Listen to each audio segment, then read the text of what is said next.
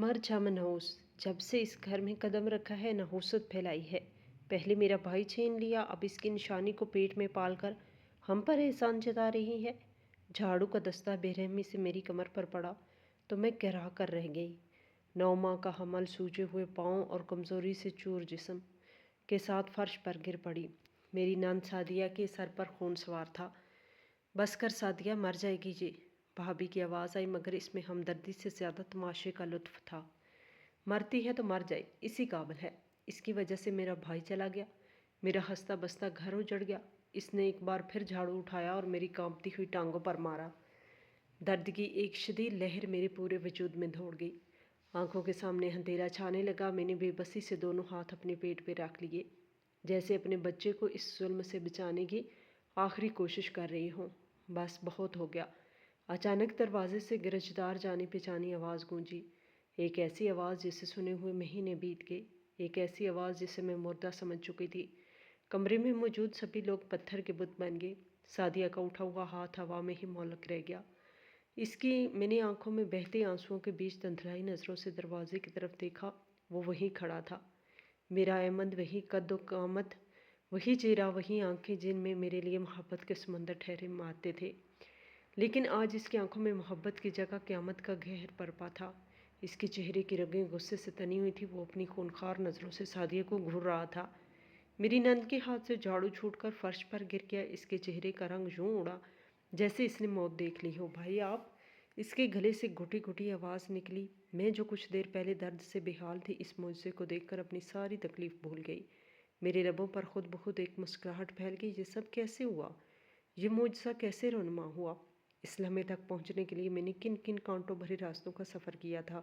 ये कहानी शुरू से शुरू होती है। मेरा नाम फातिमा है। मैं 2 भाइयों की इकलौती और लाडली बहन थी। मेरे भाइयों ने मुझे कभी किसी चीज़ की कमी महसूस नहीं होने दी। हमारे ख़ानदान में लड़कियों को ज़्यादा पढ़ाने का रवाज नहीं था। लेकिन जब मैंने यूनिवर्सिटी जाने की ज़िद की तो भाईजान और छोटे भाई दोनों मेरे सामने हार गए। उन्होंने न सिर्फ मुझे शहर की सबसे अच्छी यूनिवर्सिटी में दाखिला दिलवाया, बल्कि मेरी हर ज़रूरत का ख्याल भी रखा। मैं पढ़ाई में हमेशा से अच्छी थी। स्कूल और कॉलेज में हमेशा टॉप किया था और यूनिवर्सिटी में भी ज़हीन तरीन तालिबे इल्मों में होता था। यूनिवर्सिटी की दुनिया मेरे लिए बिल्कुल नई थी। यहाँ मैंने पहली बार अपनी ज़ात पर एतमाद करना सीखा। यही मेरी मुलाकात अहमद से हुई। अहमद मेरी ही क्लास में था, लेकिन वो बाकी तमाम लड़कों से बिल्कुल मुख्तलिफ था। जहाँ दूसरे लड़के लड़कियों से बातें करने के बहाने ढूंढते थे, वहीं अहमद हमेशा नज़रें झुका के चलता था। वो अमीर तरीन ख़ानदानों से तल्लुक़ रखता था। इसके वालिद शहर के नामवर बिजनेसमैन थे, लेकिन अहमद में गुरूर नाम की कोई चीज़ नहीं थी। इसकी यही सादगी और शराफत मुझे अच्छी लगने लगी। एक दिन इसने मुझे लाइब्रेरी के बाहर रोका। फातिमा, मैं आपसे कुछ कहना चाहता हूँ। इसकी आवाज़ में एक अजीब सी घबराहट थी। जी कहिए। मैंने नज़रें झुकाए रखी। मैं आपको पसंद करता हूँ और आपसे शादी करना चाहता हूँ। इसके अल्फाज मेरे कानों में शीशे की तरह पिघल कर उतरे गए। मेरा दिल ज़ोर से धड़का। मैं भी इसे पसंद करने लगी थी, लेकिन मैं अपने ख़ानदान के असूल जानती थी। हमारे यहाँ पसंद की शादी को गुनाह समझा जाता था। मैं खामोशी से वहाँ से चली आई। मैंने इसे कोई जवाब नहीं दिया। हमारी तालीम मुकम्मल हो गई। अहमद ने अपने वालिद का कारोबार संभाल लिया, लेकिन इसने मुझसे राब्ता नहीं तोड़ा। वो अक्सर मुझे फ़ोन करता और शादी के बारे में पूछता, लेकिन मैं हर बार टाल देती। मैं जानती थी ये रिश्ता नामुमकिन है। फिर एक दिन वो हुआ जिसका डर था। अहमद अपने वालिद के साथ मेरे घर रिश्ता लेकर आ गया। भाईजान और छोटे भाई जो मुझ पे जान छिड़कते थे, गुस्से से लाल पीले हो गए। हमने तुम्हें यूनिवर्सिटी इसलिए भेजा था कि तुम वहाँ ये गुल खिलाओ। भाईजान की आवाज़ में शदीद गुस्सा और मायूसी थी।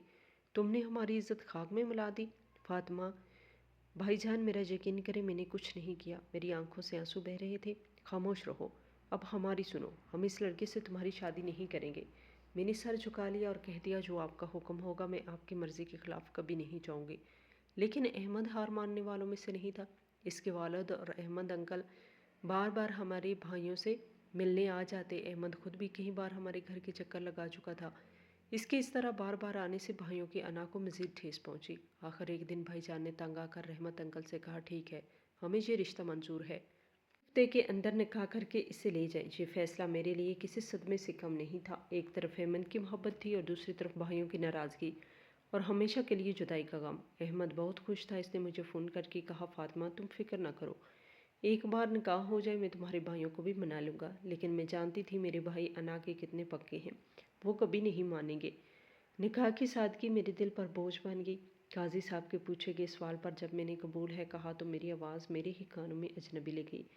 मेरे पास ना ही मेरी माँ थी ना कोई सहेली, बस दो भाई थे जो पत्थर के बुत बने यूं खड़े थे जैसे किसी के जनाजे में शरीक हों। अहमद का चेहरा खुशी से धमक रहा था, लेकिन मेरी हालत देखकर इसकी मुस्कुराहट में भी तफ्शीश लहर गई। रुखसती का लम्हा मेरी ज़िंदगी का सबसे अज़ियतनाक लम्हा था। मैं उम्मीद कर रही थी शायद जाते हुए मेरे भाई एक बार मेरे सर पर हाथ रख देंगे, मुझे गले लगाएंगे, लेकिन ऐसा कुछ नहीं हुआ। आज के बाद इस घर के दरवाजे तुम्हारे लिए हमेशा के लिए बंद हैं फातिमा। भाईजान के अल्फाज किसी तेज़ धार खंजर की तरह मेरे दिल में उतर गए। अब इसी घर से तुम्हारा जनाजा उठेगा जिस घर में तुम जा रही हो। कभी इस दहलीज की तरफ पलट कर ना देखना। मैं टूट के बिखर गई। जिस आंगन में पली बड़ी थी वहीं आज अजनबी हो गया। गाड़ी में बैठते हुए मैं फूट फूट कर रो पड़ी। अहमद ने धीरे से मेरा हाथ अपने हाथ में ले लिया। फातिमा मेरी तरफ देखो। इसकी आवाज़ में इतनी मोहब्बत और अपनाहत थी कि मैंने रोते हुए इसे देखा। मैं जानता हूँ ये बहुत मुश्किल है, लेकिन मैं वादा करता हूँ मैं तुम्हारा साथ कभी नहीं छोड़ूंगा। मैं तुम्हारे भाइयों से भी माफ़ी मांगूंगा, इन्हें मना लूँगा, देखना वो तुम्हें खुद वापस लेके जाएंगे। इसके अल्फाज मरहम की तरह थे, लेकिन मेरे ज़ख्म बहुत गहरे थे। अहमद का घर किसी महल से कम नहीं था।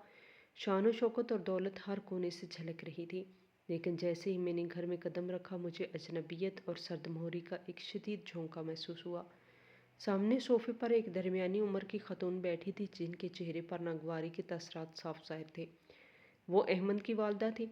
इनके साथ एक नौजवान लड़की बैठी थी जो यकीनन इसकी बहन सादिया थी, और हर तरफ इसकी तरफ भाभी रुबीना खड़ी थी। किसी के चेहरे पर नई दुल्हन के आने की खुशी नहीं थी।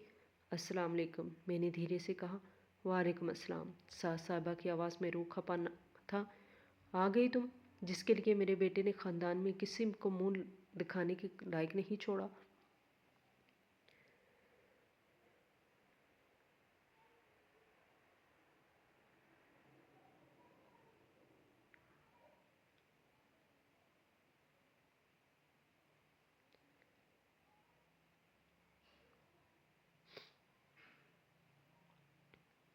शादी के इब्तदाई दिन बहुत अजीब थे। अहमद के सामने सबका रवैया मेरे साथ ठीक रहता, लेकिन जैसे ही वो ऑफिस जाता मुझे यूँ महसूस होता जैसे मैं किसी के खाने में हूँ।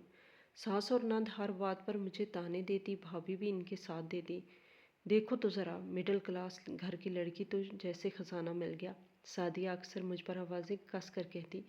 मैं खामोशी से सब कुछ बर्दाश्त करती। मेरे पास अहमद के सिवा कोई नहीं था जिसे मैं अपने दिल की बात कह सकती। अहमद को जब मेरी उदासी का एहसास हुआ तो इसने इसका भी हल निकाल लिया। तुम सारा दिन घर में अकेली बोर हो जाती हो ना? एक रात इसने मेरा हाथ थाम कर पूछा। मैंने सिर्फ सर हिलाया।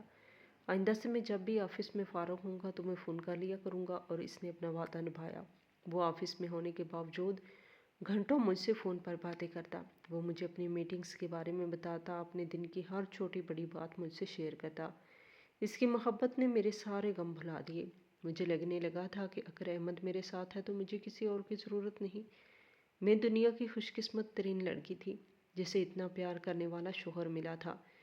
मैंने अपनी सास और नंद का दिल जीतने की बहुत कोशिश की, इनकी हर बात मानी, हर हुक्म पर सर झुकाया, लेकिन इनके दिलों में जमी नफ़रत की बर्फ़ न पिघल सकी। फिर हमारी ज़िंदगी में वो खुशी आई जिसने हमारी मोहब्बत को एक नया नाम दे दिया। एक सुबह मेरी तबीयत बहुत ख़राब हुई तो अहमद मुझे ज़बरदस्ती डॉक्टर के पास ले गया। चेकअप के बाद जब डॉक्टर ने हमें बताया कि हम माँ बाप बनने वाले हैं तो अहमद की खुशी का कोई ठिकाना ना रहा। इसकी आंखों में खुशी के आंसू थे। फातिमा, तुमने मुझे दुनिया की सबसे बड़ी खुशी दी है। इसने अस्पताल से निकलते ही मेरा हाथ चूम कर कहा। इसके पाँव ज़मीन पर नहीं टिक रहे थे। इसने रास्ते में मिठाई खरीदी और खुशी खुशी घर पहुंचा। अम्मी, अब्बा, सादिया, भाभी कहाँ हैं सब? मैं आप सबके लिए खुशखबरी लाया हूँ। सब लोग लाउंज में इकट्ठे हो गए। अहमद ने मिठाई का डब्बा अपनी माँ के आगे किया। अम्मी, आप दादी बनने वाली हैं। ये सुनना था कि सबके चेहरों पर एक अजीब सी खामोशी छा गई। भाभी, नंद और सास तीनों के चेहरे उतर गए। अच्छा, सास ने बिना किसी तासर के कहा और मुंह फेर लिया। सिर्फ मेरे ससुर थे जिन्होंने आगे बढ़कर अहमद को गले लगाया और मुझे सर पर हाथ फेर कर दुआ दी। इस दिन मुझे शिद्दत से एहसास हुआ कि इस घर में अहमद और इसके वालिद के अलावा کوئی بھی میری اور میرے آنے والے بچے کی خوشی میں شریک نہیں تھا۔ میرے حمل کو تقریباً 3 مہینے گزر چکے تھے۔ ان مہینوں میں گھر کے ماحول میں ایک عجیب سی تبدیلی آئی تھی۔ احمد کی بھابھی روبینہ، جس کا رویہ پہلے سرد مہری کا نمونہ تھا، اب قدرے بہتر ہو گئی تھی۔ ان کی بہن کی شادی کسی اور جگہ طے ہو گئی تھی۔ شاید اسی لیے ان کے دل میں میرے لیے برا جذبہ بہت کم ہو گیا تھا۔ وہ کبھی کبھار میرے پاس آ کر بیٹھ جاتی، میری طبیعت کا پوچھ لیتی یا کھانے پینے کا خیال کر لیتی۔ فاطمہ، اپنا خیال رکھا کرو، اس حالت میں زیادہ سوچنا اچھا نہیں ہوتا۔ ایک دن وہ میرے لیے دودھ کا گلاس لائی تو دھیرے سے بولی۔ میں نے شکریہ ادا کیا، مگر دل میں اب بھی ایک فاصلہ تھا۔ لیکن جہاں بھابھی کے رویے میں نرمی آئی تھی، وہیں میری ساس اور نند سعدیہ کا سلوک دن بدن تلخ ہوتا جا رہا تھا۔ انہیں میرا وجود ہی ایک آنکھ نہ بہاتا۔ جب سے یہ منحوس آئی ہے، گھر میں ہر کوئی بیمار رہنے لگا ہے۔ ساس اکثر اونچی آواز میں کہتی تاکہ میں سن لوں، نہ جانے کس کا بچہ پیٹ میں پال رہی ہے۔ میرے بیٹے کو تو کھا ہی گئی ہے۔ ان کی باتیں تیر کی طرح میرے دل میں لگتی۔ میں چپ چاپ اپنے کمرے میں آ کر روتی رہتی۔ احمد کو میرے آنسوؤں کا علم ہو جاتا تھا۔ وہ میری سوجی ہوئی آنکھیں دیکھ کر سب کچھ سمجھ جاتا تھا۔ وہ ہر لمحہ میری ڈھال بن کر کھڑا رہتا۔ امی، آپ فاطمہ سے اس طرح بات کیوں کرتی ہے؟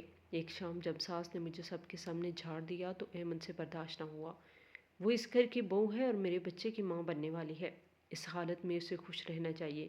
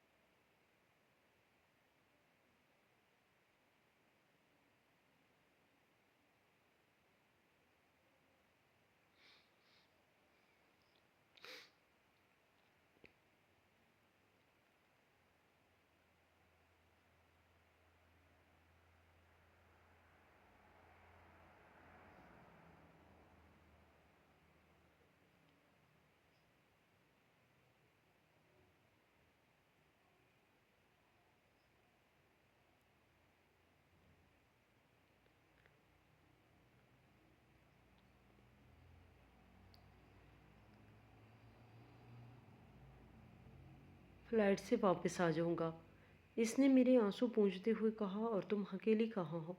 تمہارے پاس ہمارا بچہ ہے، اس کا خیال رکھنا اور اپنا بھی۔ میں نے بھابھی کو سب کچھ سمجھا دیا ہے، وہ تمہارا بہت خیال رکھیں گی۔ میں نے نہ چاہتے ہوئے بھی سر ہلا دیا۔ میں اسے پریشان نہیں کرنا چاہتی تھی۔ جس دن انہیں جانا تھا وہ دن مجھ پر بہت بھاری تھا۔ میں نے اپنے ہاتھوں سے ان کا سامان پیک کیا۔ ہر چیز رکھتے ہوئے میرا دل ڈوب رہا تھا۔ ایئرپورٹ جانے سے پہلے وہ میرے پاس آئے۔ اپنا اور میرے بچے کا بہت خیال رکھنا، اس نے میرے ماتھے پہ بوسہ دیتے ہوئے کہا۔ آپ بھی اپنا خیال رکھیے گا اور پہنچتے ہی فون کیجیے گا۔ میری آواز آنسوؤں میں ڈوبی ہوئی تھی۔ بالکل کروں گا، اب رونا بند کرو۔ جب میں واپس لوٹوں گا تو تمہیں ہنستا مسکراتا دیکھنا چاہتا ہوں۔ یہ کہہ کر اس نے آخری بار مجھے گلے لگایا اور چلا گیا۔ میں دروازے پر کھڑی اسے تب تک دیکھتی رہی جب تک اس کی گاڑی نظروں سے اوجھل نہ ہو گئی ہو۔ اس رات مجھے ایک پل کے لیے بھی نیند نہیں آئی۔ میں بار بار گھڑی دیکھ رہی تھی اور شدت سے احمد کے فون کا انتظار کر رہی تھی۔ مجھے اندازہ تھا کہ فلائٹ کو لینڈ کیے ہوئے کافی وقت ہو چکا ہے، شاید امیگریشن میں مصروف ہوں گے۔ میں نے خود کو تسلی دی۔ وقت گزرنے کے لیے ٹی وی آن کیا۔ چینل بدلتے بدلتے میری نظر ایک نیوز چینل پر پڑی جہاں بریکنگ نیوز چل رہی تھی۔ افسوسناک خبر، دبئی جانے والی فلائٹ PK-2 کے ٹیک آف کے کچھ ہی دیر بعد گر کر تباہ ہو گئی۔ ٹی وی پر اسکرین پر نظر آنے والے الفاظ میرے ذہن پر ہتھوڑوں کی طرح برسے۔ میرے ہاتھ کانپے تھے اور ریموٹ میرے ہاتھ سے چھوٹ کر گر پڑا۔ یہ وہی فلائٹ تھی، یہ احمد کی فلائٹ تھی۔ میرے حلق سے ایک دلخراش چیخ نکلی اور کمرے کی دیواروں سے ٹکرا کر رہ گئی۔ میری چیخ پر سب سے پہلے بھابھی روبینہ میرے کمرے کی طرف بھاگی۔ ان کے پیچھے ساس اور سعدیہ بھی آ گئی۔ کیا ہوا؟ کیوں چیخ رہی ہو؟ بھابھی نے گھبرا کر پوچھا، لیکن ان کی نظر فوراً ٹی وی کی اسکرین پر پڑی جہاں میری آمد کی فلائٹ کے نمبر بار بار فلیش ہو رہا تھا۔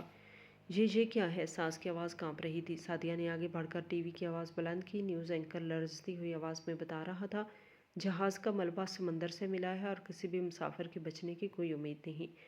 یہ سننا تھا کہ گھر میں قیامت برپا ہوگی۔ میری ساس دہاڑے مار مار کر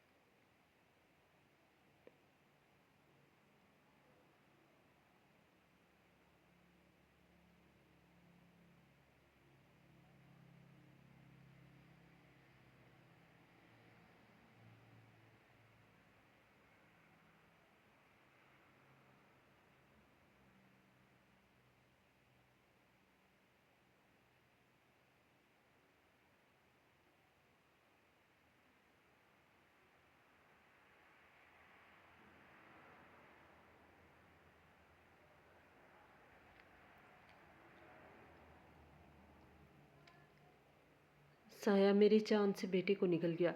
इससे पहले कि मुझ तक पहुँचती, भाभी के शौहर ने इन्हें रोक लिया। अम्मी होश करें जी, क्या कह रही हैं? आपसे ही कह रही हूँ मैं।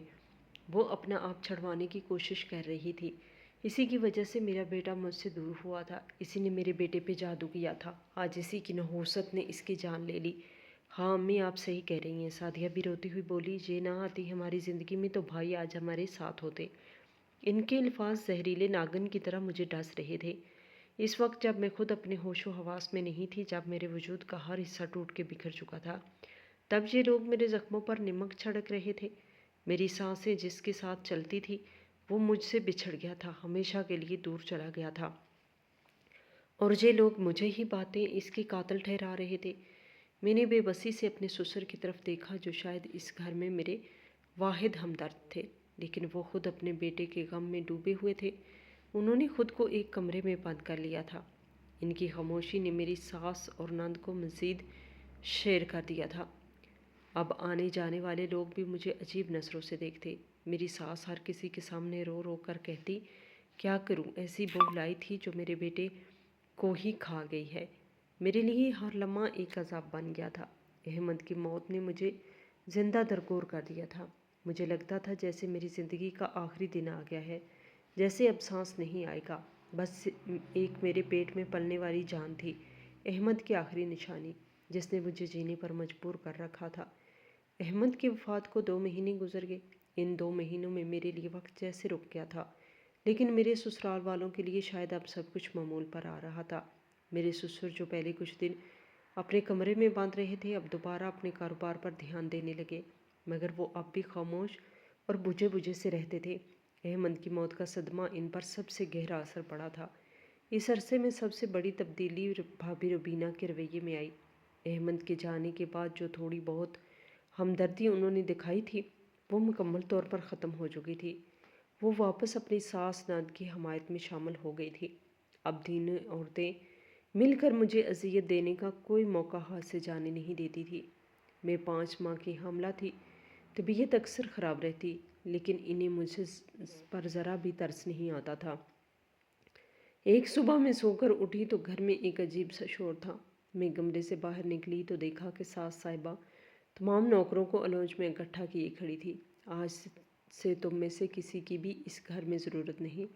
अपना हिसाब लो और यहाँ से दफ़ा हो जाओ, वो सख्त लहजे में हुक्म दे रही थी।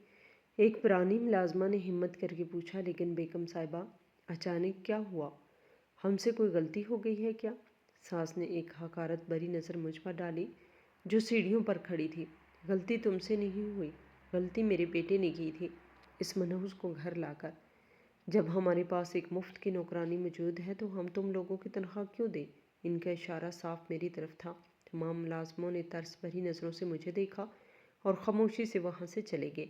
इस दिन से मेरी ज़िंदगी का एक नया और तकलीफ़देह बाब शुरू हुआ। मैं अहमद की इद्दत में थी, इसके बच्चे की माँ बनने वाली थी और मुझसे इस घर में नौकरों की तरह काम करवाया जाने लगा।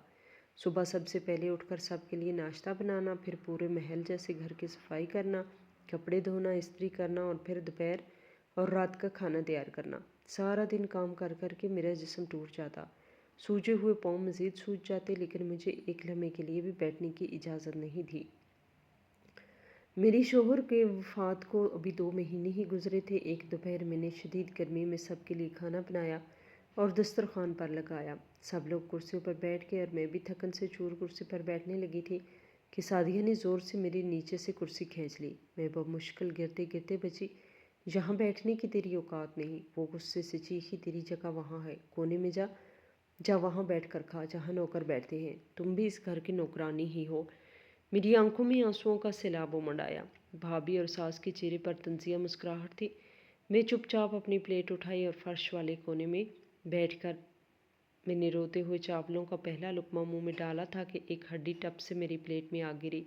मैंने चौंक कर ऊपर देखा। सादिया ने हंसते हुए एक और बोटी से गोश्त नोच कर हड्डी मेरी तरफ फेंकी। ये ले, तुम्हारी औकात ऐसी है, बिल्कुल कुत्तों जैसी।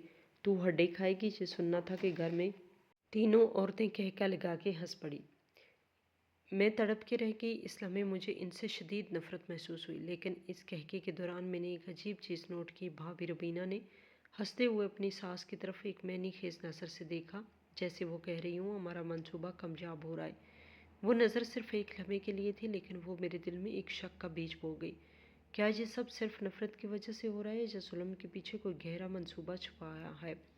मेरी आंखों से आंसू बेख्तियार बह रहे थे। मैंने प्लेट में पड़ी हड्डी को देखा, फिर इनकी कहकों को सुना, फिर बेख्तियार अपना हाथ अपने पेट पे रख लिया। ये मेरे अमन की निशानी थी और इसे बचाने के लिए मुझे हर जुल्म सहना था, हर तूफान से लड़ना था। मैं इस रात अपने कमरे में फर्श पर बैठी बहुत रोई। मेरे कानों में मेरी सास, नंद और भाभी के कहकों की बाज़गश्त थी। मेरा दम घुट जाएगा जैसे इस घर की दीवारें मुझ पे गिर रही हैं। मैंने अपने भाइयों को याद किया, इनके दिए हुए धत्कार को याद किया, फिर अहमद के आखिरी अल्फाज को, जब मैं वापस लौटूंगा तो तुम्हें हंसता मुस्कुराता देखूं। ये सोचकर मेरे आंसुओं में मज़ीद शिद्दत आ गई।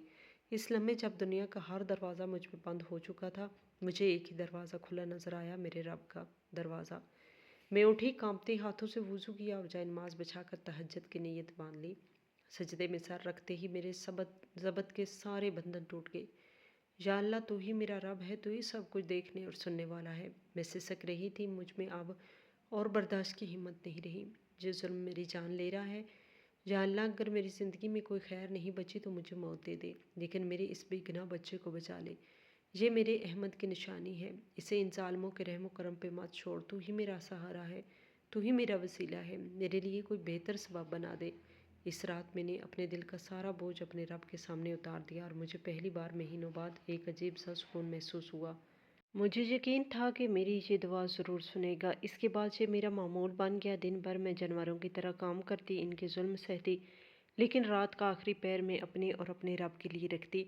तहज्जुद की नमाज के बाद दुआ मांगना मेरी रूह की ग़िज़ा बन गया। इसी इबादत ने मुझे ज़िंदा रखा हुआ था। इसी तरह 3 महीने और गुजर के मेरे हमल का आखिरी 9वां महीना शुरू हो चुका था।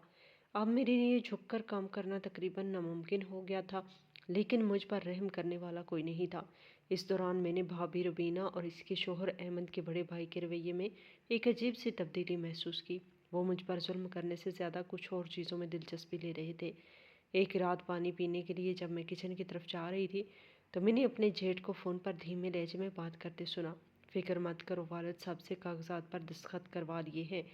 अहमद के हिस्से की आधी प्रॉपर्टी अब हमारे नाम है। बस ये लड़की किसी तरह यहाँ से दफ़ा हो जाए तो बाकी का काम भी हो जाएगा।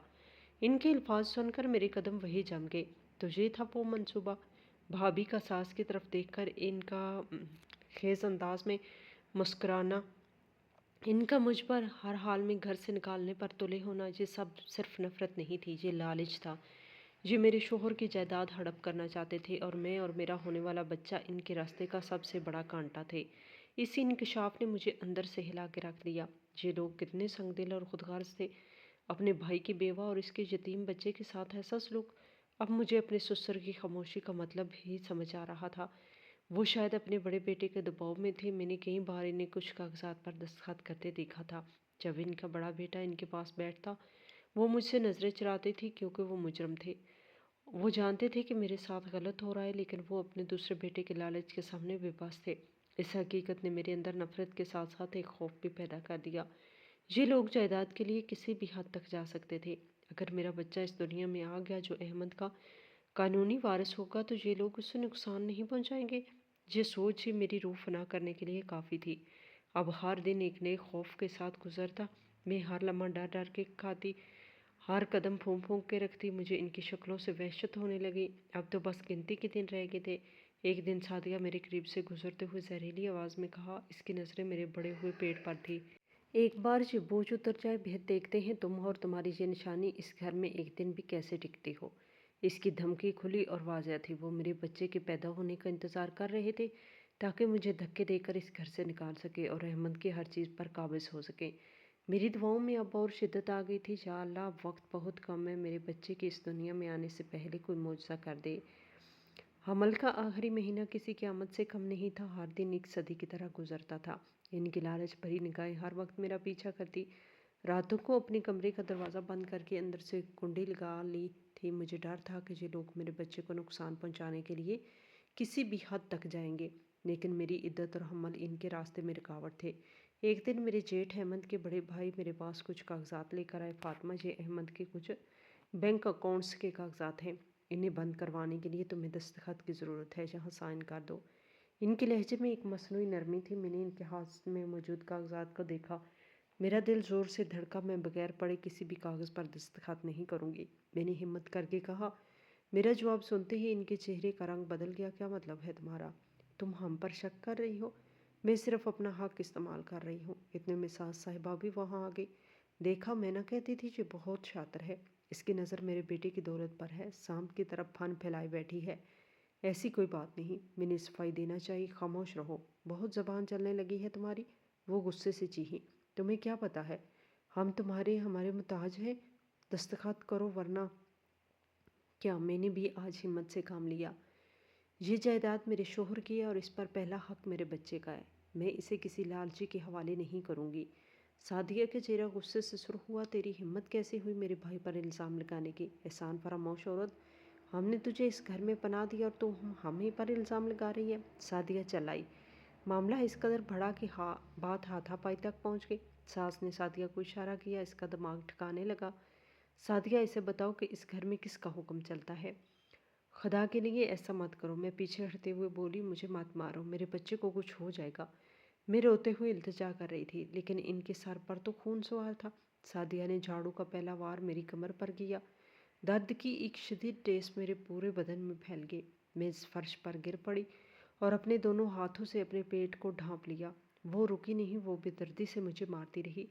ساس اور بھابھی کھڑی تماشا دیکھ رہی تھی۔ ان کے چہروں پر شیطانی مسکراہٹ تھی۔ میرا جیٹھ بھی خاموشی سے سب کچھ دیکھ رہا تھا۔ چھوڑو مجھے، کوئی تو بچاؤ۔ میری چیخیں اس بڑے سے گھر میں دم توڑ رہی تھی۔ مجھے لگا آج میں اور میرا بچہ دونوں ہی نہیں بچیں گے۔ وہ مجھے اس طرح پیٹ رہی تھی جب اچانک حویلی کا مرکزی دروازہ ایک زوردار دھماکے سے کھلا۔ یوں لگا کسی نے اسے لات مار کر توڑا ہو۔ بس بہت ہو گیا۔ ایک گرجدار قہر آلود آواز پورے گھر میں گونجی، ایک ایسی آواز جسے میں مر کر بھی نہیں بول سکتی۔ کمرے میں مکمل سناٹا چھا گیا۔ سعدیہ کا اٹھا ہوا ہاتھ ہوا میں ہی رک گیا۔ سب نے دہشت زدہ نظروں سے دروازے کی طرف دیکھا۔ میں نے بھی آنسوؤں سے دھندلائی آنکھوں سے اس سمت میں دیکھا۔ دروازے کے چوکھٹ پہ باہر کی روشنی کے باعث ایک سایہ سا نظر آ رہا تھا، ایک لمبا مضبوط سایہ جو غصے سے کانپ رہا تھا۔ کون ہے؟ میرے جیٹھ کی آواز خوف سے لڑکھڑائی۔ وہ سایہ آہستہ آہستہ اندر داخل ہوا۔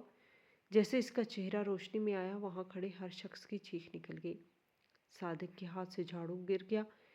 ساس نے یوں منہ پر ہاتھ رکھا جیسے انہوں نے بھوت دیکھ لیا ہو۔ میں جو فرش پر دم پڑی تھی، اپنی آنکھوں پر یقین نہ کر سکی۔ کیا یہ میرا وہم تھا یا کوئی معجزہ؟ میرے لبوں سے بے اختیار کانپتی ہوئی سرگوشی نکلی، احمد کا وجود، اس کی آواز، سب کچھ اتنا حقیقی تھا کہ ایک لمحے کے لیے میں وہاں موجود ہر شخص سانس لینا بھول گیا۔ احمد نے ان کے جواب کا انتظار نہیں کیا۔ اس کی آنکھوں میں دہکتے انگارے تھے۔ وہ لمبے لمبے قدم اٹھاتا ہوا سیدھا سعدیہ کے پاس پہنچا اور ایک جھٹکے سے اسے مجھ سے دور دھکیل دیا۔ تیری ہمت کیسے ہوئی میری بیوی پر ہاتھ اٹھانے کی؟ وہ دوڑا۔ اس کی آواز میں وہ قہر تھا کہ سعدیہ خوف سے کانپتی ہوئی زمین پر گر پڑی۔ بھائی آپ زندہ؟ اس کے گلے سے مرتی ہوئی آواز نکلی۔ ہاں زندہ ہوں، تمہاری نحوست بھری دعاؤں کے باوجود زندہ ہوں، تاکہ تم جیسے شیطانوں کو ان کے کیے کی سزا دے سکوں۔ اتنے میں ساس صاحبہ ہوش میں آئی۔ میرا بیٹا، میرا احمد۔ وہ روتی ہوئی اس کی طرف لپکی تاکہ اسے گلے لگا سکے۔ تو زندہ ہے، اللہ کا شکر ہے۔ احمد نے اپنا ہاتھ اٹھا کر انہیں وہیں روک دیا۔ دور رہو مجھ سے۔ اس کی آواز میں نفرت تھی۔ ماں کہلانے کا حق کھو چکی ہیں اب۔ تم سب میرے مجرم ہو۔ یہ کہہ کر وہ سب کو نظر انداز کرتا ہوا میرے پاس آیا اور فرش پر میرے سامنے بیٹھ گیا۔ اس کی آنکھوں میں وہی محبت تھی جس کے لیے میں مہینوں سے تڑپ رہی تھی۔ اس نے انتہائی نرمی سے مجھے سہارا دے کر اٹھایا۔ فاطمہ میری جان، اس نے مجھے اپنے سینے سے لگایا۔ مجھے معاف کر دو، میں تمہیں ان درندوں کے پاس اکیلا چھوڑ کر چلا گیا تھا۔ ان لوگوں نے تمہارے ساتھ یہ سلوک کیا؟ اس کی آواز بھیگ گئی تھی۔ احمد آپ سچ میں واپس آ گئے؟ میں نے روتے ہوئے اس کے چہرے کو چھوا۔ ہاں فاطمہ، میں آ گیا ہوں، اب تمہیں کوئی تکلیف نہیں دے سکے گا۔ اس نے میرے ماتھے پہ بوسہ دیا۔ لیکن کیسے؟ جہاز دو، بھابھی ربینہ نے ڈرتے ہوئے پوچھا۔ احمد نے مجھے اپنے بازوؤں کے حلقے میں رکھتے ہوئے ان سب کی طرف دیکھا۔ ہاں جہاز تباہ ہوا تھا اور میں بھی مر ہی چکا تھا۔ اس کے الفاظ نے سب کو چونکا دیا۔ جہاز تباہ ہونے سے چند لمحے پہلے میں نے اپنی سیٹ تبدیل کی تھی۔ میں ایمرجنسی ایگزٹ کے قریب آ گیا تھا۔ शायद यही वजह थी कि जब जहाज़ समंदर में गिरा तो मैं जहाज़ के मलबे से दूर जा गिरा। रेस्क्यू टीम को मैं ज़िंदा मिला, लेकिन मेरी हालत बहुत ख़राब थी। मैं कोमे में चला गया था। इसने गहरी सांस ली। अस्पताल में अफरा तफरी के आलम में था। मेरे कपड़ों और जेब से जो शनाख्ती कार्ड मिला वो जलकर मस्क हो चुका था। वो किसी और मुसाफिर का था जिससे मैंने सीट बदली थी। इसी गलतफहमी की बुनियाद पर दोनों ने मेरा नाम मरने वालों की फहरिस्त में डाल दिया। कई हफ्तों बाद जब मैं कोमे से बाहर आया तो मेरी याददाश्त जाग चुकी थी। मुझे अपना नाम तक याद नहीं था। ये सुनकर सबके चेहरों पर शदीद हैरानी। मैं महीनों इस अस्पताल में गुमनामी की हालत में रहा। डॉक्टर मेरा इलाज करते रहे। फिर कुछ दिन पहले एक नर्स मेरी जेब से मिले हुए बटुए को साफ कर रही थी। इसमें एक छोटी सी तस्वीर थी। तुम्हारी तस्वीर फातिमा, इसने मेरी आंखों में देखते हुए कहा। इस तस्वीर को देखते ही मेरे दिमाग में जैसे धमाका हुआ। मुझे सब कुछ याद आ गया। तुम, हमारा निकाह, हमारा बच्चा, सब कुछ। मुझे जैसे होश आया मेरे जहन में पहला ख्याल यही था कि मेरे बाद मेरे घर वाले तुम्हारे साथ क्या सलूक कर रहे होंगे। मैं अपनी सेहत की परवाह किए बगैर जैसे तैसे करके पहली फ़्लाइट से यहाँ पहुँच जाऊँ। इसकी बात सुनकर मैं मज़ीद इससे लिपट गई। अल्लाह ने मेरी दुआएं सुन ली। अहमद, मैंने अपने अल्लाह से बहुत दुआएं मांगी वो मेरे बच्चे के लिए कोई सबब बना दे। अल्लाह ने मेरे बच्चे को इसका बाप लौटा दिया। अहमद ने मुझे खुद से अलग किया और फिर पलट कर अपने भाई की तरफ देखा जो खामोशी से दीवार के साथ खड़ा था। और भाई साहब, आप तो मेरी मौत की खबर से बहुत खुश हुए होंगे, क्यों? इसके भाई ने अचानक कर इसे देखा। वालिद साहब से मेरी जायदाद के कागजात पर दस्तखत करवा लिए ना। आपने सोचा होगा अहमद तो गया, अब इसकी हर चीज़ हमारी है। ये सुनना था कि इसके भाई के चेहरे का रंग फिक हो गया। सास, नंद और भाभी एक दूसरे को दहशत ज़दा नज़रों से देख रहा था। ये क्या कह रहे हो? वो हक लाया, वही कह रहा हूँ जो सच है, अहमद गरजदार आवाज़ में बोला। इनका चेहरा शर्म और खौफ से सफ़ेद पड़ गया। यही हाल बाकी सब का था। जिन लोगों ने कुछ देर पहले मुझे जलील करने में कोई कसर नहीं छोड़ी, अब मुजरमों की तरह सर झुकाए खड़े थे। सबसे पहले खामोशी सास साहिबा ने तोड़ी। वो रोती हुई आगे बढ़ी और अहमद के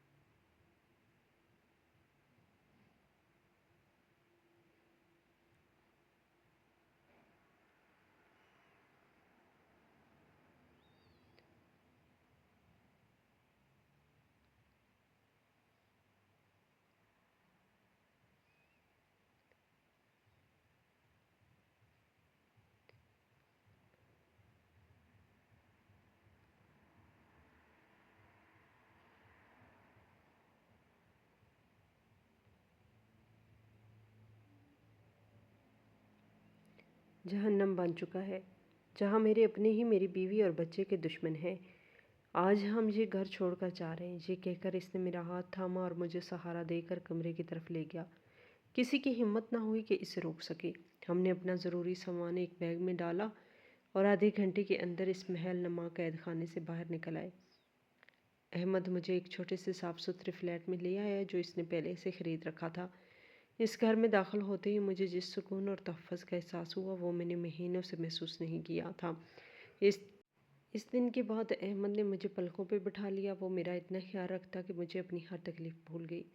वो ख़ुद मेरे लिए खाना बनाता, मेरे पाँव दबाता और घंटों मुझसे बातें करता रहता ताकि मैं माजी की तल्ख़ यादों से बाहर आ सकूं। कुछ ही दिनों बाद अल्लाह ने हमें अपनी सबसे बड़ी नेमत से नवाजा। मेरे यहाँ एक चाँद से बेटे की पैदाइश हुई। अहमद की खुशी का कोई ठिकाना नहीं था। इसने पूरे अस्पताल में मिठाई बाँटी। جب اس نے پہلی بار اپنے بیٹے کو گود میں اٹھایا تو اس کی آنکھوں میں خوشی کے آنسو تھے۔ یہ بالکل تمہاری طرح ہے فاطمہ، اس نے میرے ماتھے کو چومتے ہوئے کہا۔ ہمارے بیٹے کی پیدائش نے ہماری خوشیوں کو مکمل کر دیا تھا، لیکن احمد جانتا تھا یہ خوشی ابھی بھی ادھوری ہے۔ میرے بھائی ایک ہفتے بعد وہ اکیلے میرے بھائیوں کے گھر گیا۔ میں نے اسے بہت روکا، مجھے ڈر تھا کہ وہ اس کی بے عزتی کریں گے، لیکن وہ نہیں مانا۔ اس نے وہاں جا کر میرے بھائیوں کو شروع سے آخر تک ساری کہانی سنائی۔ اس نے بتایا کہ ان کی بہن پر کیا کیا ظلم ہوئے۔ اس رات جب میرے دونوں بھائی پھولوں اور مٹھائیوں کے ساتھ میرے گھر آئے تو مجھے یقین نہیں ہوا۔ وہ میرے گلے لگ کر بہت روئے۔ ہمیں معاف کر دی گڑیا، بھائی جان سے سک رہے تھے۔ ہم نے تمہیں غیروں کے حوالے کر کے بہت بڑی غلطی کی، ہم تمہارے مجرم ہیں۔ نہیں بھائی جان، ایسا مت کہیں۔ میں نے ان کے آنسو پونچھے۔ اس دن ہمارے سارے گلے شکوے دور ہو گئے تھے۔ انہوں نے یہ بات تسلیم کر لی کہ وسنت کی شادی کرنا کوئی گناہ نہیں، اصل چیز انسان کا اچھا ہونا ہے۔ آج میں اپنی زندگی میں بہت خوش تھی۔ میرے پاس میرا اللہ، میرا شوہر، میرا بیٹا اور میرا خاندان، سب کچھ تھا۔ میری آزمائش بہت کڑی تھی، لیکن میرے صبر اور میرے رب کے یقین نے مجھے سرخرو کیا تھا۔ ہماری نئی زندگی کو تقریباً 1 سال گزر چکا تھا۔ ان 12 مہینوں میں احمد نے مجھے وہ خوشیاں دی جن کا میں نے کبھی تصور بھی نہیں کیا تھا۔ ہمارا چھوٹا سا گھر محبت اور سکون سے مہکتا تھا۔ ہم نے اپنے بیٹے کا نام صابر رکھا کیونکہ وہ ہمارے صبر کا پھل تھا۔ صابر کی کلکاریاں ہمارے گھر کی رونق تھی۔ ہمارے بھائیوں کا بھی ہمارے گھر آنا جانا لگا رہتا تھا۔ دوسری طرف احمد کے گھر والے تھے۔ احمد نے ان سے رابطہ مکمل طور پر ختم تو نہیں کیا تھا، لیکن ایک فاصلہ ضرور قائم رکھا۔ وہ مہینے میں 1 یا 2 بار اپنے والد سے ملنے چلے جاتا، لیکن مجھے اور صابر کو کبھی ساتھ لے کر نہیں گیا۔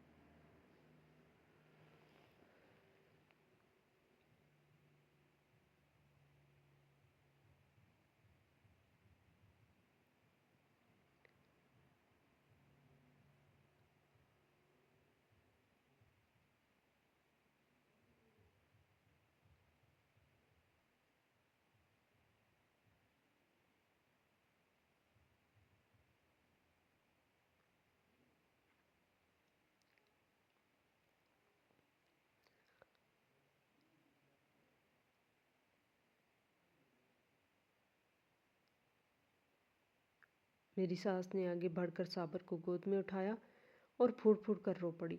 انہوں نے اپنے ہاتھوں سے سونے کے کڑے اتار کر میرے بیٹے کو پہنائے اور میرے سر پر ہاتھ رکھ کر بولی، بیٹی ہو سکے تو مجھے معاف کر دینا۔ ان کی آنکھوں میں سچی شرمندگی تھی۔ سعدیہ، بھابھی ربینہ اور میرے جیٹھ سب نے باری باری مجھ سے اور احمد سے معافی مانگی۔ ہم نے پرانے گلے شکوے بھلا کر انہیں معاف کر دیا۔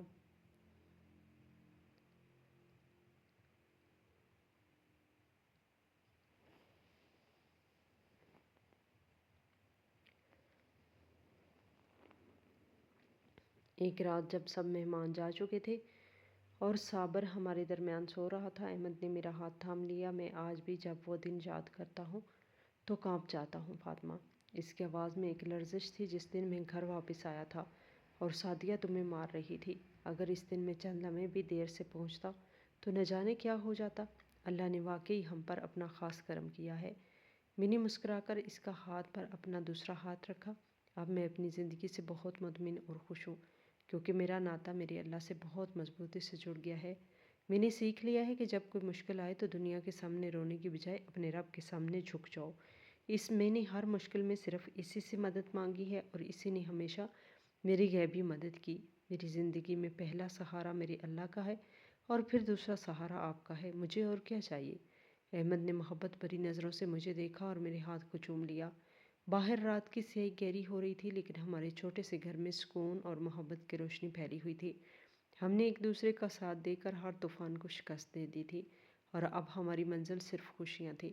اس کہانی سے ہم نے یہ سیکھا کہ اللہ تعالیٰ اپنے بندوں کو آزمائش میں ضرور ڈالتا ہے، لیکن صبر اور شکر کرنے والوں کو کبھی تنہا نہیں چھوڑتا۔